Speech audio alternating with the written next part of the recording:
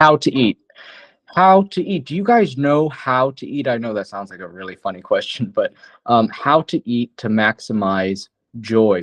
I feel like, yes, of course, there are some people who are total foodies, right? Like they love food, they love all aspects of food, and they really enjoy eating. But then there are also people, and I know people like this, where they really don't care about eating. They don't really care about food. They don't really care what they're eating.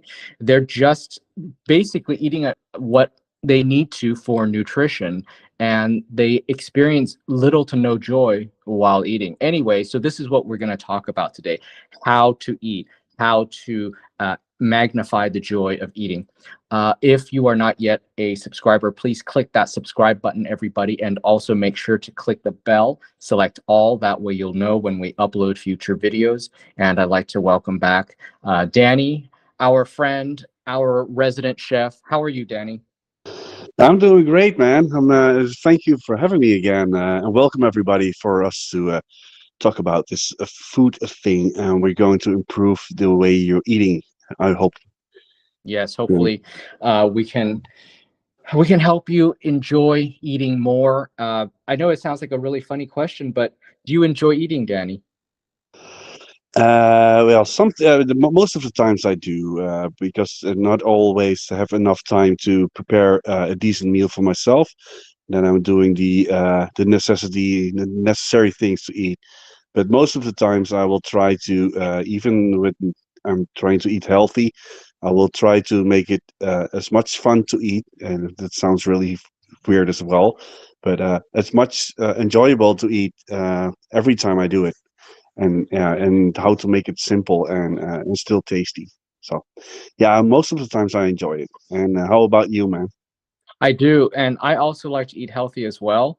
And a lot of people think that because I like to eat healthy, that means I can't enjoy my food. But that is the furthest thing from the truth. I really enjoy eating, and no matter how busy I am, I do take a proper lunch. I do sit down. I take that hour, hour and a half, whatever.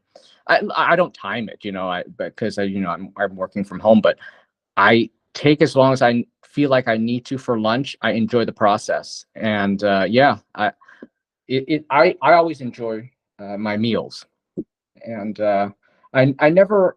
I never think, oh, you know what? I don't care. Some people are like, oh, I'm not gonna bother to do this nice for myself because it's just me. Because I live alone. But I don't believe that. I think that if you really enjoy food, you're gonna go through the bother. It's not about if you're eating with somebody or eating alone. Do you bother when you eat by yourself? No, actually, when my kids aren't here, maybe because my kids are not really fuzzy eaters, but they sometimes they don't like everything I like myself. So I especially do it more often for myself, to have a bigger meal or more things in the process than when my kids are here. But yeah, at the end, I really love to put some extra in it, and maybe it helps because I was a chef for a long time, and it's easier for me than somebody who isn't. But yeah, we're going to try to make everybody's meals better, just by giving them a few pointers in this podcast. How about just even like something as simple as I like having my food on a white plate. I love eating off of white dinnerware. There's something very just beautiful, simple, and about white china. What do you think? Yeah, that especially helps because, but if your food is more on the white side, so like I really love my yogurts and all those things with a little bit of a lot of fruit in there, and Mhm. some oatmeal in there. I have a really dark brown deep plates where I put it in, so it really is a feast for the eyes. Even then, and even when I'm alone, I'm still like to eat food from that plate. So it really helps. The color of the plate really helps. Which gets us into presentation. So you care about presentation, how it looks when you're just feeding yourself. I mean, we care when we're feeding other people, but what about when you're just cooking for yourself? Do you care about the way it looks? Yeah, I still drizzle a lot of things over it, so it looks like it's from a restaurant. It doesn't take a lot of skill, but if you cut something really thinly, like if you're eating like a steak, put some chopped parsley and some chives on there, and just drizzle that around the steak before you eat it. It doesn't take a lot of time, but it's still just because you're on your own, it still gives you more joy to eat it, Hmm. in my opinion. Yeah, because we eat with our eyes. And you know what I like to do is when I have a salad, I will go so far as to when I put it on my plate, I want to make it taller and higher. You know, like you'll do at a restaurant, right? We always like to add height. So I do pay attention to things like height of how the food is arranged on the plate. Just for myself, I'll do that. Yeah, that's if you really like if you don't care about that at all, then you have like a plate of salad. If you do it like Ben is telling everybody right now, uh, as soon as you sit in front of the television, it doesn't matter how you eat it, it will give you more joy when you Mhm. see it in front of you, because like we said, you eat with your eyes as well. Yeah, you know, the other day, a couple of days ago, I made some guacamole, and of course, there's the bowl that mashed the avocados in and added all the ingredients. But then after that, I could not bring myself to dip my chips into that bowl. I had to decant into a fresh, clean bowl, looking perfect, and then and then I allowed myself to dip the chip in there. Yeah, or maybe even make like little bit of drizzles around the plate so you can put it around that. You know, if you throw it, drizzle it over your nachos if you want. You can do a lot of things with that. But yeah, yeah, I have actually just I have more dishes at the end of my my when I prepare my own food than I will do when my children are here. Oh yeah. Oh Do you have a dishwasher? yeah, yeah. Thank God I have. Yeah. Yeah. You know what? I'm not sure why. Tell me if this is like sort of like standard in the Netherlands, because where I am in Southern Europe, it doesn't seem to be like standard. People are not that surprised when you don't have a dishwasher. I have a dishwasher. I won't live anywhere without one, but is it sort of standard in the Netherlands? Yeah, I think most people have one. Yeah, just not in this. I have one now for 4 years. Before that, I did everything by hand because I didn't had that much dishes back then. But now I'm living alone, and because we split up a couple of years ago, and yeah, now it's because I'm working. It's really a necessity for me. I don't want to be doing the dishes after my cooking my dinner. So. But Yeah, yeah, it's yeah. pretty much it's pretty standard in most homes here. Okay, yeah, it's a good thing. And I love also heating the plate. So sometimes I'll stick the plate in the microwave for like a minute, so that I don't like to put my cooked food on a cold plate. It's like what you guys do in a restaurant kitchen. You warm up the plate first. I do Yeah, that for yeah, we have myself. like you have like some big ratio kind of things that they can then hold like 100 plates with a spring underneath it. So every time you take a plate off, then the plates will rise again. So Mhm. you can take the plates from that. But yeah, normally I do it in the oven and then I set the oven on 80 degrees and put it in Yeah. there for like yeah 2 minutes, and then it's hot as well. Because I don't trust the microwave at all. Because if there's a bubble in your china, then it will explode. Oh, really? Oh. It can happen. Didn't happen to me once, but I know people that told me that their plates exploded because there was in a microwave. Oh, wow. Okay. Um, Well, however you heat it, I think it's great. Like I will go through the trouble of warming a plate for myself. I go through the trouble of warming a mug for myself before I pour my hot coffee into it. Yeah, that's the reason why we're having this podcast. If you don't, there are a lot of people that feed themselves with just the necessity of being fat, you know, Hmm. and they can get not everybody is really interested in these kind of things, but I think that everybody can make a simple plate look better for themselves and then actually have more joy in it, and then eventually they will do it more and they will get more joy out of everything that they do, especially cooking dinner for themselves. and it is really easy to uh, make a plate look better and make a dish taste better as well. Yeah, because you and I were talking about how eating is multisensory. So it's not just tasting food in your mouth, but it's also the surrounding experience as well. Now, the additional sensory experience probably is easier to attain in a restaurant because it's they're professionally done. The lighting, the whatever, the decor and all that. But do you care about your table at home, your lighting at home? Like for example, after I'm done cooking, I have to dim the lights. I don't want to eat under bright lighting. I'm not cutting diamonds. I don't need to eat under bright lighting. I need to No, maybe no, cook under bright lighting. I can you can compare it with the office lights. If you eat your if you're working in the office and Yeah, you're eating under those bright bar lights and those the really bright lights that can actually burn your skin if you want. yeah, seriously. Then the whole experience is gone. You can eat your Mhm. sandwich there and go further with your work. But I really hate that. Yeah, I dim the lights as well. Yes, it makes a difference. Um, Also, what else? I care about well, we talked about this, how the plate looks, but also, I don't want to eat dinner on a table that's a big mess. So I'll clear the table so that, I mean, if I'm working on the table, which I do, I work on the dining table. But when it comes time to eat, I like to clear the table so I got my food in front of me, and I like to, watch something on my laptop while I eat. And so that's it. I just have my laptop. I'm watching something while I eat, and the table is nice, it's clean, and that's how I do.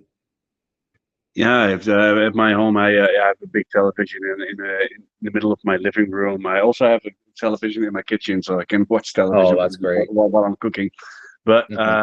yeah, I have a table that I made myself, which when I as I sit on the ground on a pillow, that is actually perfect, and it's all cleared up, and I can eat with my children there, and also by myself. Uh, yeah, so it has to be tidy and neat, of course. If you have a lot of yeah business around that, and then the whole experience goes to waste as well. So yeah, so far we're on the same page. Yeah, it seems like you take, as much as you try to make eating a joyful experience, you also take it seriously. Like, it matters to you. It matters to you. It's ritualistic almost, right? Yeah, but it has to be. Yeah, for me, it has to be this thing. Right? It's almost like an autistic or OCD kind of thing that I have, but Hmm. not everybody has that, of course. But yeah, for everybody, there's a way of making the experience of eating food a better thing than they do right now. And it can actually be achieved by not a lot of people know how to cook good food, of course. They can boil some vegetables, boil some potatoes, and put some pre-made uh, mystery meat on their plate and eat it, and that's the dinner, of course. The, there's a big difference between people who know how to cook and people who doesn't know how to cook. But that is not to say that even if you don't know how to cook, you can't enjoy your food. Um, but I do think that if you do know how to cook, and if you do cook for yourself, when the results are good, I feel like it is even like tenfold more enjoyable when it's something that you created. Yeah, yeah, but if you create it by yourself instead of getting a package of this and a package of that and put some salt at your over your potatoes, and it's really bland and yeah, boring looking food just for nutrition, and you can do everything you want, but still it's not gonna have the experience like you have, like building your salad up or putting your fresh guacamole into a new bowl or something like that. Hmm. Those are small steps to achieve better experiences in food. But if you can actually make a dish which is really easy for the first time with your own hands without a package or anything, then you can you're really getting some confidence in your food. And I think when people gain confidence in the kitchen, then their experience in eating will grow immensely. Hmm. Absolutely. And do you like talking about food while you're eating food? Do you think conversation during a meal really helps to make the experience better or worse? Yeah, especially that doesn't make it worse. It depends on if you actually know what you're talking about, and the food has to have like an attachment to the. I'm not going to talk about a boiled potato. It's a boiled potato, and you can have the biggest conversation you want, but it's still it still remains a boiled potato. I don't think you can make that more interesting than it already is. So I really enjoy eating with people who enjoy talking about food. I like talking about the food while I'm eating. Well, there are different things I like talking about. I think good conversation is definitely very important for a full, a complete, and good dining experience. But in particular, I love talking about food while I'm eating food. I don't know. It just makes the whole thing seem more enjoyable. Is So, that but it doesn't have to be the food that you're eating, or is it about the food that you are eating? It could be about the food that we're eating, but it doesn't have to be. It could be about food in general. But let's say you're just talking about food in general or sharing a food story or a food memoir or something. Yeah, but that can happen every time. Because what I thought you meant was the food that's on the table. It has to be like really interesting to talk about that kind of food. Hmm. Uh, but if it's not a really great dish, then yeah, the conversation is not going to be about that food. Your conversation is going to be about a really good food memory or how you can actually improve this dish, something like that. Hmm. Some, So if you I really want to explain, if you work out a lot as well, right? Or a lot you work out. regularly. Yeah. If you after you work out, is there let's talk about a simple dish that you can actually enjoy and it's really simple to make, and you can actually have a conversation about that. What is one of your go-to foods after a workout? Fruit, and that it doesn't require any preparation, but just fruit because you need sugar. You need simple sugar after working out, right? After running, I need simple sugar. And so I turn to fruit and juice. And man, does that taste good right after a run. Yeah, yeah, because your blood sugar is low as yeah as hell at that moment. I normally Yes. when I work out, I'm actually with the big weightlifting thing. I take some candies with me during the workout to get my blood sugar at the right level all the time, so it doesn't deplete during the end. Mm, And afterwards, I take an apple home, and then afterwards I have a high protein snack afterwards. mm-hmm. But do you drink protein shakes as well? As less as possible. Hmm. I want to have the proteins coming from my food instead of from a protein shake. Protein shake is something I drink when I'm in when the time is not available for me. Then I will have a protein shake. But yeah, Mm. not as much as as a lot of other people do. Yeah, some people drink a lot of those shakes. Yeah.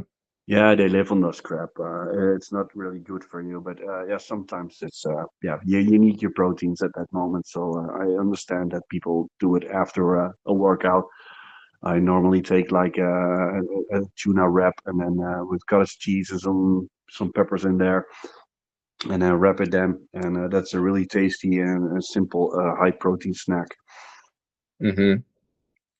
I guess my go-to for protein is chicken. Like I had a really good chicken dinner tonight. It was very simple. You know what it is the preparation takes more time than anything else and the cleanup, but all it was just a marinade of lime, garlic, cilantro, and what else? And just like salt and pepper on the chicken. Um, I think that was it. I mean, I think that was it, and it turned out really good because like the chicken would caramelize. The juices of the lime, the sugars in the lime of the marinade would caramelize. The sugars would burn a little bit in the pan, and it's great. There's a little tartness and sweetness at the same time, and then Yeah, you the get a little bit savoriness. a little bit of stickiness around the chicken is good. Yeah, it was good. So that's very simple. Anybody can do that, but I thoroughly enjoyed it, and I had it with some brown rice mixed with some curry flavored couscous, and yeah, I mean, I even took a picture of it. See, so that's the thing. That's just like a typical meal, and if you think about it, there's nothing extraordinary about it. But I really enjoyed it, and I must have really enjoyed it. Otherwise, I wouldn't have taken a picture of it. But that's how I like to have dinner or meals, where even though it's just me, if it's just a regular, regular night dinner, I'm I think that it's perfectly okay to make it a good experience, a special experience. Yeah, I don't think that it needs to be a dinner with necessarily with other people, but even by myself, I want it to be a special uh, experience. Yeah, and especially the greatest thing because when I cook chicken the way you do right now, but I do it with the hot chili sauce, like I said before, Hmm. and then some rice noodles, and then chopped really finely, and then some fresh sweet peppers around that, and some cucumber maybe, and some rocket in there as well. And then as soon as I sit down, I'm really looking forward to eating that and looking at one of my favorite shows, and then really enjoying the food that I'm having right now. So yeah, it's something to look forward to, and especially when you're cooking it, you're already thinking about, oh, I'm gonna eat this in a few minutes. Yeah. Yes. And the excitement for me builds when I get that beautiful caramelization, that beautiful Maillard reaction, that browning on the meat. I see that, and then I'm like, oh, it's going to be good. It's going to be a good meal. Yeah, and then sometimes you taste it, and you taste some more, and then suddenly you think, oh, if I taste too much, then I'm not getting enough on my plate. Yeah. Yes. I have that sometimes as well. So I really have to prepare this food really fast before I eat all the chicken. Oh, that's funny. I actually, believe it or not, I actually don't. I rarely eat while I'm cooking. Can you believe that? I rarely do that. Yeah, I understand that because and it doesn't need a lot of arrogance because you know it's gonna taste great. But sometimes, if you're really hungry or you're really thinking, oh, I really want to taste it right now, then sometimes yeah, I'm getting in that situation that I'm actually have to stop eating before I sitting down. Oh, how funny. Okay. But that's pretty typical, though. I think that most people who enjoy cooking, they will eat, they'll taste as they're cooking. I don't know why. And I think I would probably be a better cook if I tasted along the way, because you know how like they say you're supposed to taste everything, that every ingredient you put into your food. Well, I commit that cardinal sin where I don't always taste every ingredient that I put into my dish. No, but if you cooked it a lot of times, you don't have to taste it anymore, and people can see that as like I said. Sometimes they see it as a little bit of arrogance from, oh, you're not tasting it, so but now I know it's gonna be good because I did a lot of times. But still, I know what it tastes like, and sometimes if you're really hungry, then yeah, you stop, you start eating, and then you have to stop yourself after a few bites. Yeah. Yes. Now, what about this idea of the place where you have meals? Like, let's say if you go to a restaurant and the restaurant is really nice, like the ambiance is really nice, do you think that you would enjoy your meal? Like, do you think the food would taste better in a more beautiful environment? Yeah, I actually do, and it doesn't have to be a beautiful environment. It can also be. You live in Spain right now. You have those places with around the beach. You know, Hmm. if you eat it there, the restaurant isn't that really fancy, but it's outside, and you can hit the ocean behind you. So if you have like a really good seafood dish, then the sound of the ocean will do something with Oh. your taste as well, Hmm. and you can reproduce that. And it's actually I tried it here at my home, just to put on the internet. So you find some ocean sounds, Oh, wow. some seagulls in the horizon, and if you start eating them. you get almost the same experience because you can hear the ocean, you can hear the seagulls, and all the people around you. You also the ambient sounds of people around you, and Hmm. you can recreate it because sound is a beautiful thing. It's the same way if you listen to a piece of music which you really like in a certain kind of time of your life, then your memory goes back to that time. So if you do that with food, you can recreate the same experience. Hmm. Do you think that's why restaurants spend so much on decor, making, renovating it to look a certain way? Because like that's one of the things about restaurants in LA, where I'm from, is that I mean I think it's improved a lot. But years ago, that was like the big joke where LA restaurants were all scene, and the food was never that good, but it was always a great scene, you know? Yeah, but I think lived in Miami a long time, and if you go to a Cuban restaurant, then the ambience there is really you step into Cuba if you go into one of those restaurants, and then the food will taste a lot better. Than you can get Cuban food on the corner of the street, but it doesn't taste that good if you go to a real Cuban restaurant. It You know you what I mean? The food tastes better at the corner, you're saying. Sir. No, no, the food doesn't because when you get it from the corner, then you don't get the ambience of the Oh, okay, Cuban, got it. the Hmm. Cuban atmosphere isn't there then. Ah, There are, okay. but if you go into a restaurant which has a Cuban vibe, then the food is somehow better than you.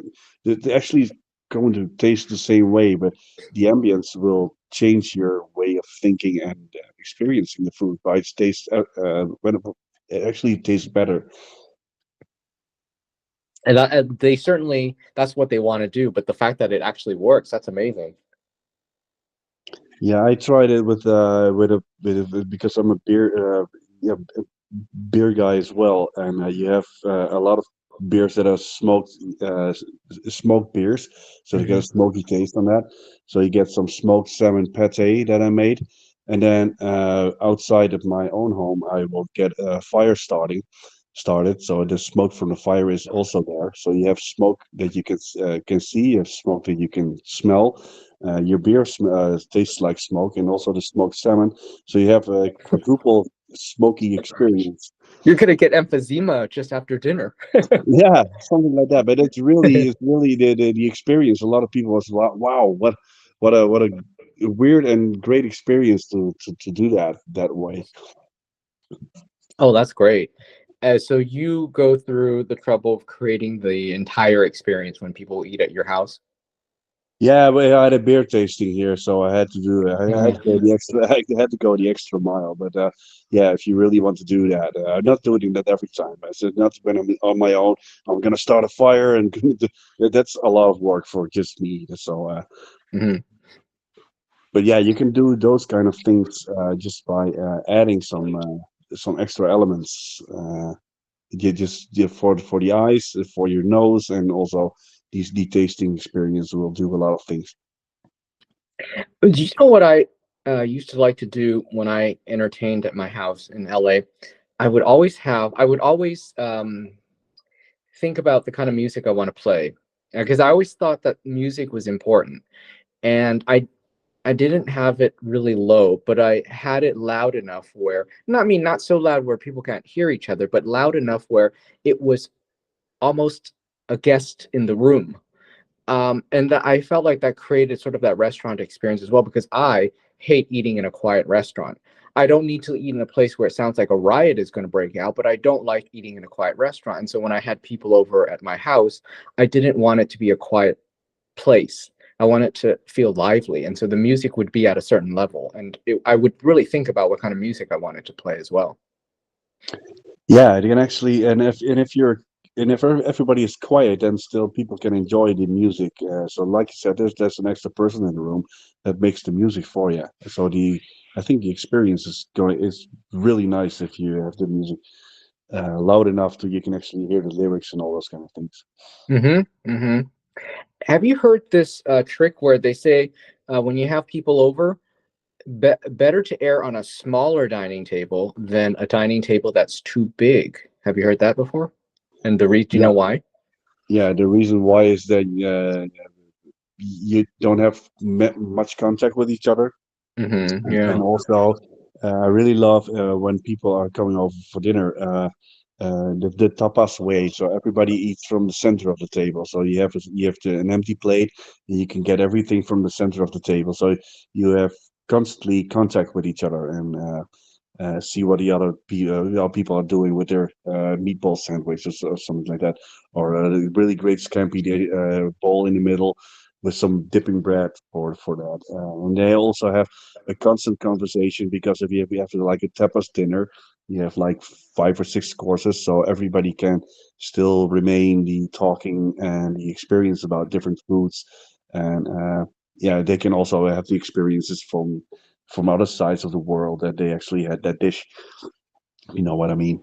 Hmm. Yeah, so conversation is very important, right, at the dinner table. Yeah, and if you have a smaller table, then it's easier to put the food in the middle, in the center of the table, so everybody can pick their foods from the from the plate in the center. But if you have a big table, then everybody has to reach out, and the experience is going to be really messy at the end.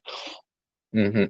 Do you, when you entertain at your house, do you typically do family style like that, or do you serve each person individually, plate, Yeah, course by course? it depends. When I'm cooking like a big steak dinner for guys' night, and all the guys come over, then I have like big steaks on the grill, so Hmm. everybody eats at the same time with some nice asparagus, some green asparagus, and some chopped almonds across that. So then everybody gets a plate of their own because yeah, real men has to eat from their own plate, you know.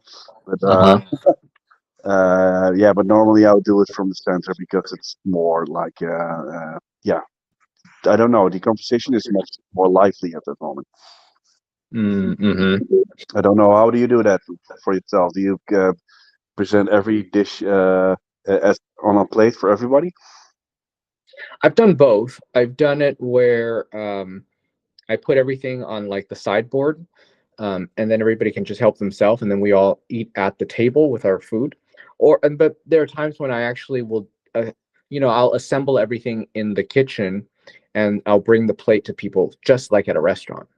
Of course, we're all eating the same thing, but it'll be more like a restaurant experience where I'll bring out the plate to everybody. It's all assembled, a composed plate.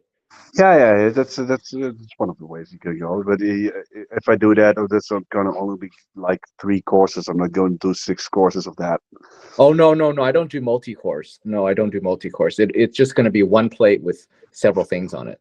Yeah, okay. This is one plate, and normally I would do it in the kitchen, and then Yeah. everybody gets the same thing. But if it's like a really big dinner with a couple of courses, then mostly it's in the it's in the center of the table. That's more easy Yes. for it's easier for you, and it's less messy. Yeah. Just because Yes. you get a lot of Exactly. dishes if you do everything on a plate for everybody. Yeah, it's hard. That's the thing is that we must not set ourselves to an impossible standard, which is the restaurant standard if you're trying to cook at home, because home food is inherently going to be different than restaurant food. And so, yeah. And plus, you just can't do it all. I mean, when the times that I've had people over, let's say if I have six more than six people over, for sure I'm going to hire help because I wouldn't be able to manage. It's just going to be too much. So if I have more than six people, I always hire somebody to help in the kitchen and to help serve and stuff like that. Um, Yeah, I think that's the best way to go. Yeah, and but I can do it by myself, but the only problem is if I do everything on a plate for like mm, three courses, then I wouldn't be able to sit with the people a lot of time. You can eat your food yes. really quickly, and they have to rush back into the kitchen. So the experience for everybody is really nice, but they're not talking to me as much as which I would like at that moment as well, because sitting at a table is a lot of fun as well. In the kitchen, I feel like really free, and it's really nice. And my kitchen, I can see the people at the table, but I'm still in the kitchen and not sitting there because, yeah, the conversation at the table is different than when you're in the kitchen. Oh, I see. Okay, so you don't have an open floor plan. Your kitchen is a separate room. No. It's actually I can see everybody from my kitchen. Okay. It's an open kitchen, so Okay. So I have a bar where everybody can sit on, and then afterwards we all go sit at the table. But I'd rather have everything on the center of the table, and then it's Yeah. easier for me, and it takes less time to do it. Yeah, part of the joy of eating is also participating in Yeah. the life of the meal. So and everybody's also it's all every time they're really impressed with what I'm doing, but it, it's also really nice to have like a conversation at the dinner table and just not being cooking at that moment. Yes, yes, I know. It's hard. It's hard to juggle that where you want to serve food that's good and you want it to be hot and all that, but at the same time, you also want to be sitting at the table and interacting. And so it's tricky to choose the right thing to serve so that you can have both. You can have the good food, you can have it done properly, but at the same time, you can also be a guest at your own dinner party. Yeah, and it also feels like you're an alcoholic and drinking alone in the kitchen sometimes. Yeah, that's true. Yeah, and when you cook dinner, do you do? Yeah, yeah. Of course, if you're doing it for friends, then you'll probably be having like a glass of wine or maybe some kind of spirit in in the kitchen while cooking. And what is your favorite drink to drink while you're cooking? Oh, well, let me think. When I'm cooking by myself, these days I'm not drinking, but when I used to have dinner parties, yeah, I would probably have a glass of wine. But invariably, somebody's going to bring me something to drink because if they're out, they're in the living room, they're having cocktails or whatever, they're going to probably bring a drink into to the kitchen for me. Um, but yeah, it is fun cooking while buzzed, I have to say. So when yeah, you're not drinking, do you drink still drink when you have a dinner party, or you don't have dinner parties at this moment? No, I'm not having dinner parties now because it's not like I have like a place that's conducive to that. I mean, the place that I'm at now, it's not small. It's not small, but it's not exact. I'm not. I don't know. Haven't done any dinner parties in Europe, I have to say. Maybe in another, some other people's places, maybe when they're interested. But so for how long are you still? How long are you still in Spain then? Oh, for a good 4 months still, at least. I mean, I don't know when I'm leaving yet, but for sure I'll be here till the fall. Ah, okay. So still enjoyable. Oh yeah, yeah, yeah. It's good. The only thing is that it's a bit hot. I might not choose. I think next summer I may not spend it here in Spain. It just gets so hot. I actually have. I find Eastern Europe or Northern Europe much nicer in the summer in terms of weather. Yeah, it's it's almost like you have to go to Norway these days. But Yeah. for so far in Holland, it's still the weather is still enjoyable. A lot of people are complaining that it's not as hot as it's supposed to be, but I'm enjoying the 23 degrees at this moment. Hmm. But is it sunny? Yeah, today it was. It's rainy these couple of days, but I bet in a few weeks it's going to be off weeks. Next week is going to be more sunny, and we can have those a couple of weeks that it's 30 degrees or more. But Mm. it's more enjoyable than I was in Spain with a friend of mine over there for like 3 weeks, and it was insanely hot, almost against the 40 degrees, and it's yeah, Hmm. it's too hot. So Spain is too hot, but it's not as humid as Italy. Italy is not as hot, but it's super humid. So basically, Spain and Italy are terrible places to be in the summer, to be honest. And it's also full stuffed with tourists. That makes it also unpleasant. So I have to say, I don't There are a lot of enjoy them. summer in Europe, Southern Europe. Yeah, Southern Europe, everybody goes there, and Hmm. because yeah, a lot of Dutch people go there as well. I think everybody wants to go to the ocean and have good weather to secure that they don't have rain and only the sun. That's the reason why they go there. I don't Oh, really like okay. those really hot days here in Holland as well, so I'm not going to look for it in uh, in Spain. But when I was living in Miami, it's really humid there as well, especially in the summers. Yes, yeah, it's disgusting in the summer. Oh, it's awful, but but still, yeah. In the winter, it's really nice. It's around Yes. 20 degrees, and I'm still walking around in my shorts, and everybody's wearing this ridiculously long and like winter clothes. So we're here when it's minus 10 degrees. Mm-hmm. But yeah, in every country you have those kind of problems. We have a lot of periods of rain, but so far this summer is really nice. It's really it's not as hot as we used to have the last couple of years. So when it gets super busy in touristy places, like in Spain, in Italy, you go to a restaurant and you can see they're stressed. This maybe the service isn't that good. Maybe you've been waiting for a table. It's hot. All of those things makes the eating and the dining experience to me not as enjoyable. I have to say. I mean, maybe let's say, assuming the food is actually good, I feel like it still takes away from the experience, and I won't enjoy it as much. No, it actually ruins the whole experience, Yes. especially when you have people there, they're on a vacation and they think you're some kind of god, and they start complaining about everything. You can hear them if you're unlucky, they're sitting next to you, and you can only hear the complaining. And then the only thing I can think about then is you're on a vacation, just enjoy it. And those people are doing their best that they can ever do for you to make it as pleasant as it can be. But yeah, in every restaurant there are going to be mistakes, Hmm. and especially some kind of a lot of tourists have that. They ruin it for everybody around them just by being angry, and those kind of emotions rub off on everybody around them, especially on myself as well. I'm going to be irritated about those people instead of the people who are doing the service not right. So yeah, you're actually right. It can actually, yeah, it ruins the whole experience. Right. So when you're at a restaurant in a touristy spot in Europe in the summer when it's stuffed with tourists and super busy, it's like eating on Valentine's Day, which is my least favorite day of the year to go to a restaurant. Um, and so yeah, so it's kind of like that where everybody's stressed. There's too many people, uh, like Valentine's, and in summer in Europe, things are overpriced. And it's just all in all not a great experience.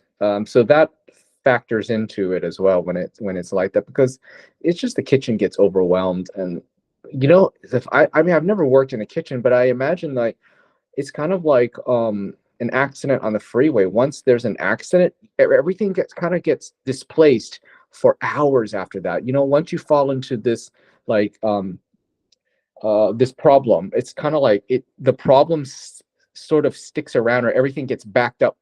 There's Yeah, like a yeah, it delay, just feels right? like the traffic jam is going to be severe, and in the end, it's unstoppable.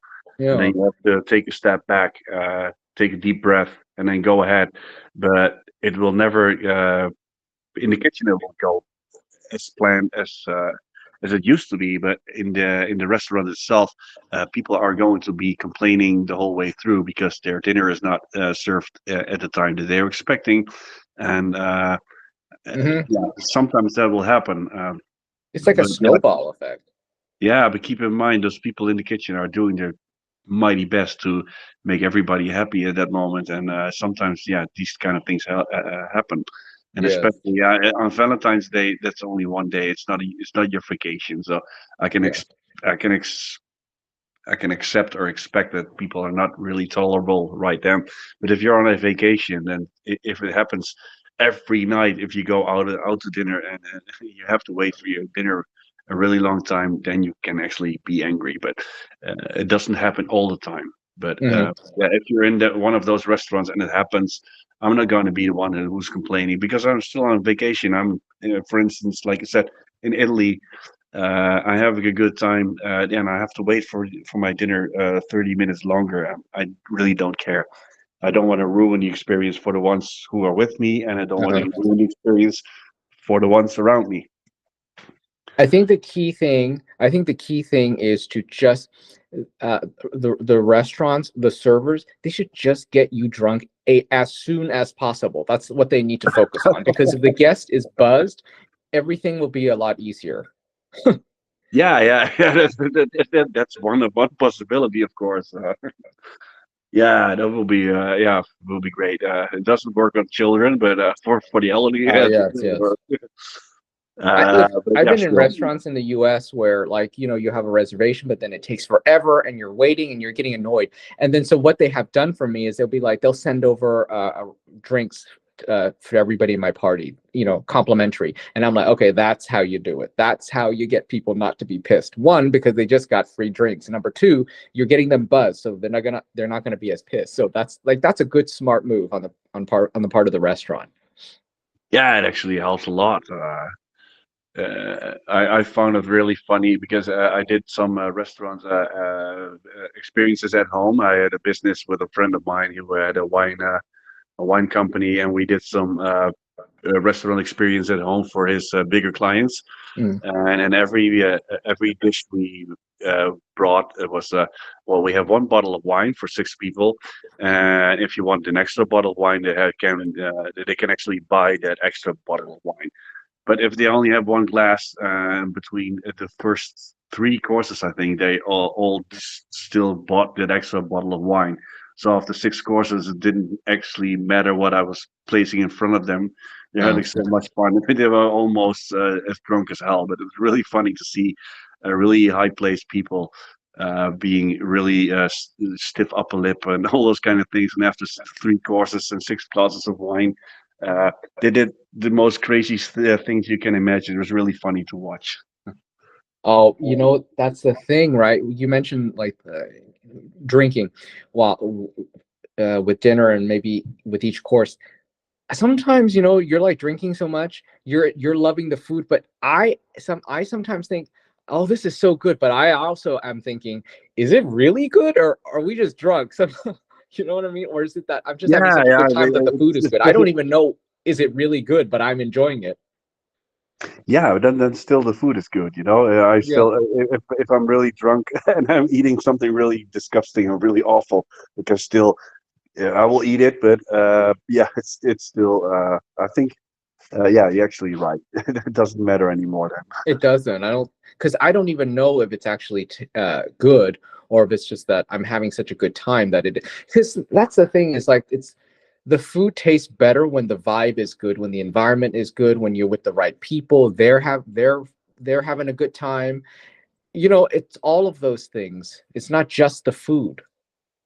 No, it's the food. It's the drink next to your food. It doesn't have to be alcohol, but alcohol helps, of course. But if the food pairing with the wine or the beer you're having with it is excellent every time and it hits the spot on every occasion, then at the end of your meal you're going to be buzzed as hell. But it doesn't make you drunk immediately.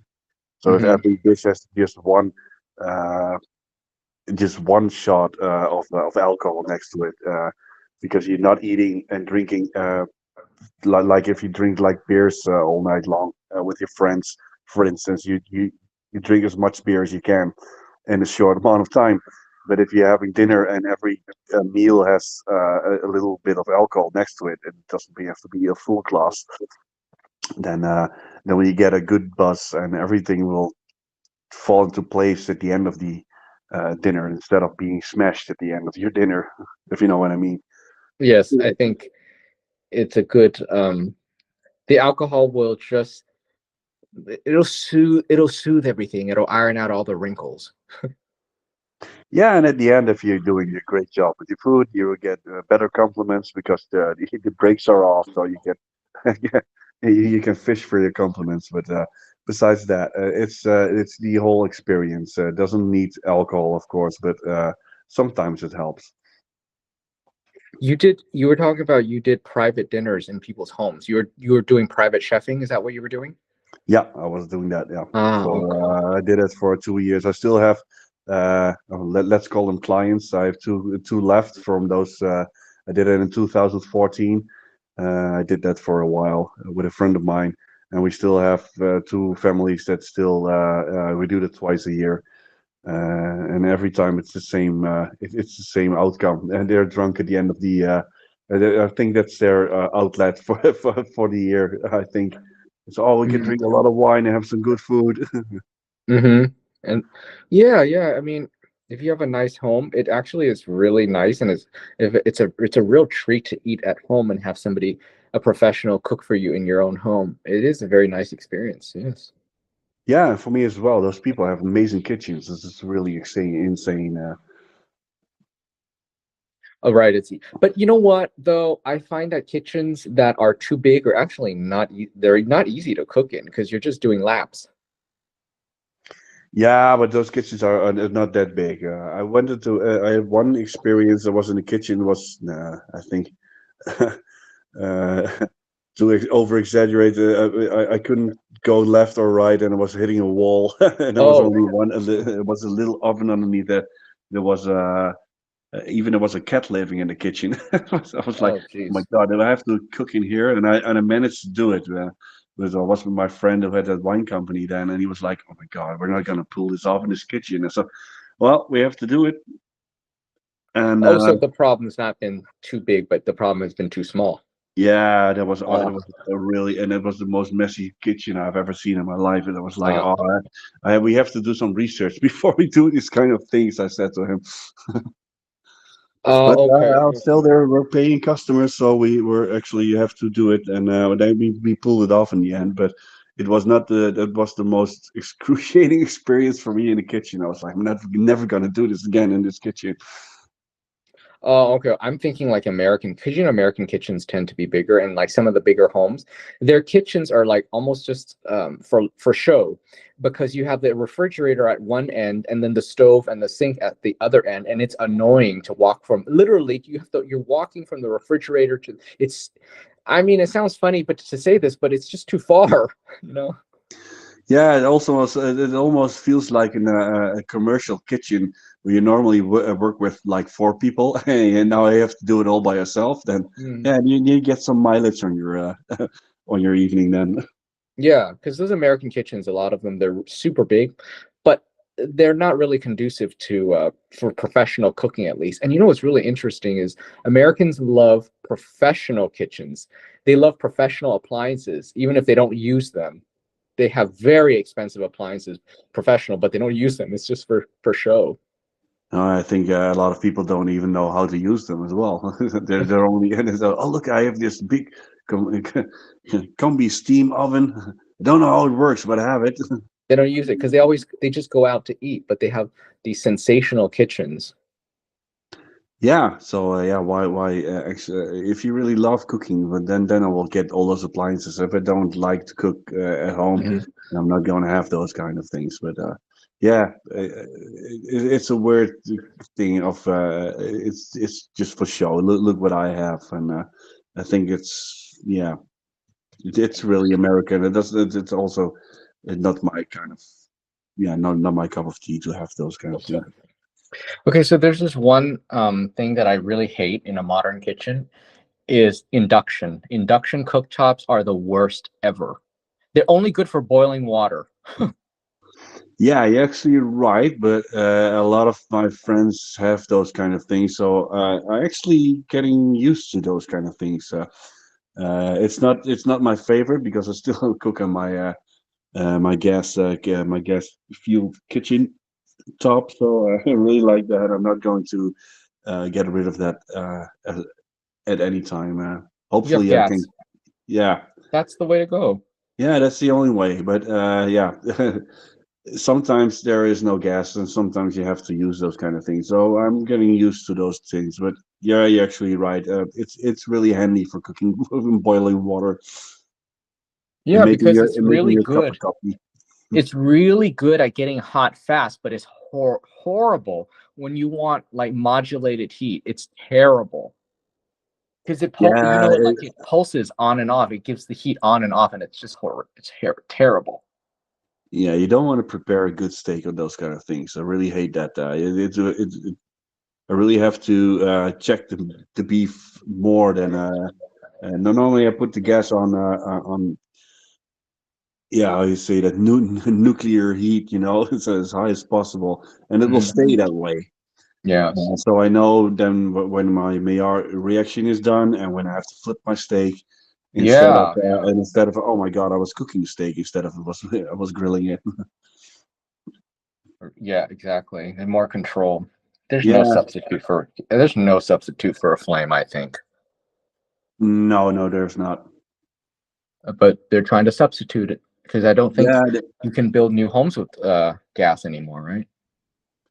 I don't know if they still build them, but I don't think. Yeah, maybe in 2030 there's not allowed anymore. I don't know, something Yeah. like that. So I have to stay here for the rest of my life. Oh yeah, yeah, maybe, or cook outdoors, outdoor cooking. Yeah, yeah. Then I have to go to the charcoal way of cooking Hmm. outdoors. Yeah, that's also really good. But Or pro- it's really not convenient when it's raining all the time. well, a propane barbecue is fine. That's fine. Yeah, but still, that doesn't have the power of the indoor gas cooking tops. Oh, unless you run a okay, okay. Unless you run a gas line out there, but then if you're able to run a gas line, then you probably have gas inside. Yeah, then you can do it inside as well. Oh, for God's sakes, there's got to be a way because this is just the bane of humanity. These induction cooktops, I think they should all just be destroyed. Yeah, you have yeah, you have my blessing on there on that. All Yeah, right. also I have to start drinking again because I'm really going to be depressed if everything is going away as an induction and no. But I don't think it's going to be happening soon, especially not in the house I live in. I still have a gas connection, and I don't think they're going to disconnect it because they want me to have an induction plate. They're not going to make me have one. It's not Hmm. going to be. Hmm. How do you say that? Well, it doesn't matter. Let's hope it never happens. Yeah, you can just keep renovating it. You don't need to. Yeah, because if your grandfathered in that gas line. Yeah, I wanna give it to my children. Yeah, but my father we inherited his house and it still has a gas line. Yeah, yeah, exactly. Yeah, It's going to be an overpriced house because yeah, that's the only house in the Netherlands that still has a gas line. that's right. That's Yeah, right. that will be cool. So, but yeah, for instance, let's have like a last because we're talking about enjoying food. So induction not doesn't make me and you enjoy food. What's the best thing you ever cooked for yourself? What you're really proud of? So, for instance, this year. Oh gosh. Well, this year I've been very busy, so my cooking has been very uninspired. But you know, I It can also be something you've tried, it doesn't have to be like a really fancy dish, but yeah, you accidentally came across a recipe and you improved it, or you used that recipe and it was really great, and you're still eating that for I think maybe once or twice a week or once or twice a month, something like that. a few months ago I made myself a burger, and it was very good because it's not easy to find a good burger here in Southern Europe. In fact, it's quite terrible, to be honest. It's so Let's put it this way: the burgers here are so bad that a McDonald's burger isn't that bad. Whereas in America, I'm not going to go to McDonald's for a burger. But here, yeah, I just might go to McDonald's because the alternative, their quote gourmet burgers it's a joke. Oh my God. You cannot believe how bad they are. The technique is all screwed up. Like they literally do not know what they're doing. It's like, it's like they saw an American menu and they're like, okay, we're going to do this, but they don't know how to do it. They just know how to write their own menu that sounds like the same thing. But meanwhile, the burger's horrible. And in what kind of way is the burger, or is the patty not that good, or is the toppings on the burger, is that the All of problem? it. Oh my God, all of it. Okay, It's like okay, but They need to go to Hamburger University because first first of all, the burger patty is so dense because the meat has been over mixed. Guys, do not keep mixing your ground beef because what happens is it just gets thick and gooey and disgusting when you cook it. It's like rubber. That's when you overmix it, right, Danny? yeah, if you press it if you press it too hard, if you take a bite, you will take the whole patty with it. If you, as soon as you bite into it. Yeah, you don't want to overmix it. You want the ground beef to be loose so that after it's cooked, you almost can put a fork in it and it can fall, like it can crumble off. I like That's how Americans like their burgers. The patty not to be dense but to be light. We also like it really nicely seared with the again the Maillard reaction or grill marks or something like that. Real good browning, and I like it. That's how I like it. I also like it with something cold on top, like maybe coleslaw or tomatoes, lettuce, pickle, something like that. Anyway, and then a good bun. They can do neither of those three things right, and so that's why I just made my own burger, and you know, I thought it was really good. And what's really funny is that I actually made it on an induction cooktop. And this is where it actually was okay because I needed to get that pan searing. I mean, like hellishly hot, and it worked for that. So there's a way of cooking on an induction plate then. I guess there is, but you know what you got to do sometimes because induction is so screwy that I literally just lift up the pan and I just hold on to it. I just hold it because it's not good at controlling how much heat it gives. So, but anyway, but I was able to get a beautiful sear. It was the kind of sear where it was almost a little bit of like a little crunchy. When the meat gets seared in really high heat. Yeah, The salt and you pepper get the crust. caramelization across the burger, so it's get the crunchy, yeah, and Yes. especially the medium cooked meat in the center Yes. will do it as well. Yes, yes, exactly. And it's still pink inside, and it was not overmixed. I was careful not to overmix it so that the meat still can crumble if you take a fork to it. Or I'm not saying crumble like a cracker, but you know what I mean. Like I don't want it to adhere like a piece of clay either, because a lot of times they make burgers like that resemble clay. So as soon as you put your teeth into the bun, it will just Separate nicely. you will just fall off with the Yeah. with the bread as well. So that's a Mhm. good burger instead of you eating like a really dense meatball because meatballs have to be really a lot denser than that. But if you have like a burger, then it has to fall apart as soon as you bite into it. Yes, exactly. But it's funny you say that meatball has to be denser because Americans don't like their meatballs to be dense either, and I don't either. I don't like dense meatballs. No, no, but it was just me meaning that those kind of things are a little bit more dense. Ah, okay, okay. So yeah, that was my triumph of the year because I Yeah, just you needed know, a actually, burger. it will, and it also reminded you at home of home, of course. Yes, yes, So as soon as you go back to the States, the first thing you're going to do is eat a good burger. yes. I know where I want to go have it too because there's a restaurant I like in the U.S. I like their burger. So yeah, that's where I would go. Yeah, now I want to eat a burger as well, but I don't have burgers at my home, and I don't have ground beef at this moment. But tomorrow I'm going to eat that. And I'll tell you something. There's something to serving French fries in a mint julep cup, which this restaurant that I like does that. It's a very classic way to serve it. I don't know what it is about French fries in a mint julep cup with wrapped around like some sort of like paper. You know what I mean? I don't know how to describe it. Do you know what Yeah, I'm yeah, talking I about? understand. I understand what you do, but it's some kind of and it's like a cone-shaped piece of Yes, paper. that's it. That's it. Yes. Yeah, that's really nice. I don't know why fries taste better like that. No, it's I don't know either. We have to like have like a test with it to do it without and with it, and then decide if it actually tastes better. To do a control test. So Yeah.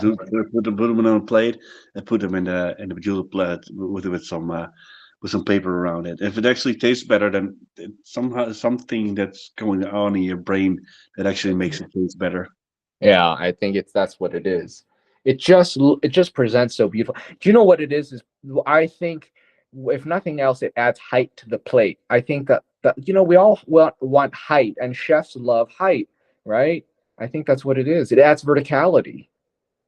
Yeah, but it also it gives a bit more of classiness to the French fries because French fries aren't that really classy, you know. But if you Mm, put some classy into the presentation, especially the way they are served inside a cup or a Hmm. piece of paper, it adds something, and it adds something in your brain as well. So you're really looking for, if it's just dumping on a plate with some ketchup beside it, then yeah, the whole experience, the whole magic is gone.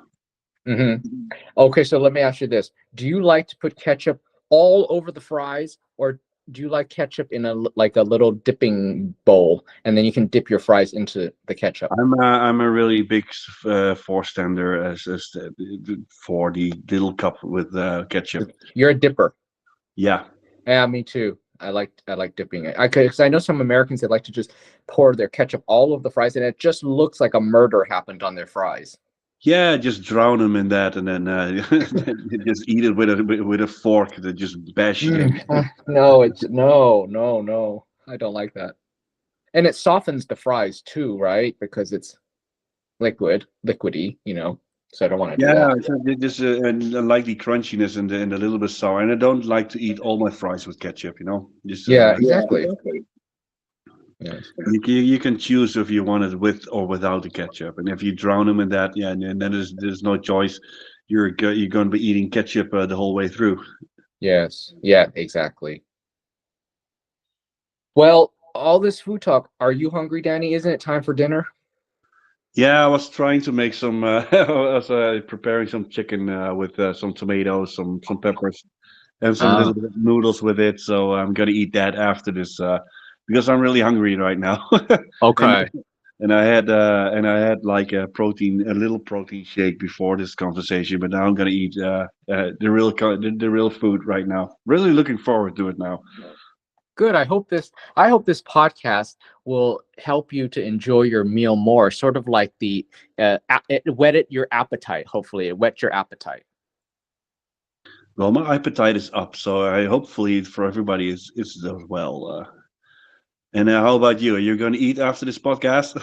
No, I already had my dinner, and that's pretty much it. It's past midnight now. I'm not going to eat before going to bed at this point.